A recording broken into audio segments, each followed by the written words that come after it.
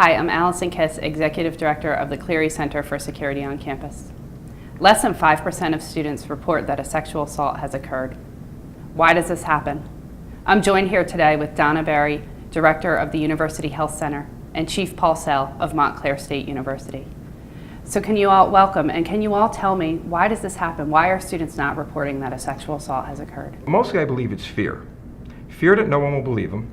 Fear that their actions may have taken some part in this, played a part in the assault, and fear of retaliation once they come forward with it, that they will be forced to see their assailant day after day in their living environment at the institution. So I believe that education is key in fighting this.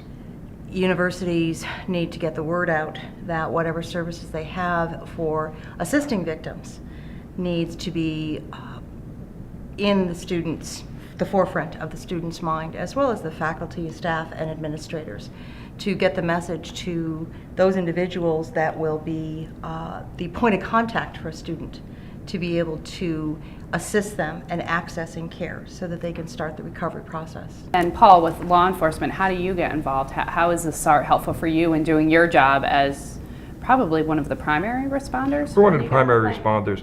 It was a learning curve for us. Now the victim, this is victim-centered.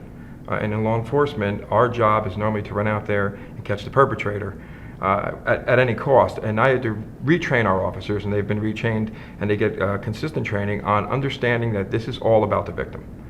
First and foremost, keeping the campus safe, but making sure the victim recovers from the assault. And what about saying, so I'm a student, I'm preparing to go off to a university, this is not going to happen to me. We don't want to say that, but we know students are thinking that. So what do you tell that student in orientation who comes in and may not be listening or may assume this won't happen to me? How do you get to that student? That's a tough process. And I think it's a heightened awareness. We deal with college students who have that perception of lack of vulnerability and that none of this will happen to them. But the reality is that at some point it will happen to them or to a friend. So programming to identify those situations and talking about the circumstances, especially the non-stranger assault, and recognizing the risks involved, talking about healthy relationships and what defines a non-healthy relationship and the warning signs to be able to go for it. The programming in that aspect. And what if a victim has been using alcohol or drugs and may have, maybe the victim and perpetrator are both drunk at the time of the assault? What do you tell that student? Consent is consent. And the reality of it is that is not a legal justification for drunk driving and killing someone or harming someone with a vehicle. So we use that comparison a great deal, and that if you are legally intoxicated, you are not legally able to consent.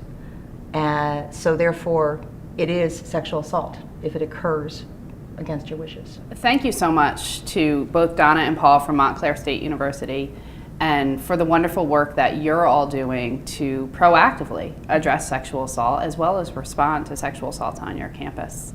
Again, I'm Alison Kiss with the Clery Center for Security on Campus. Thank you for joining us.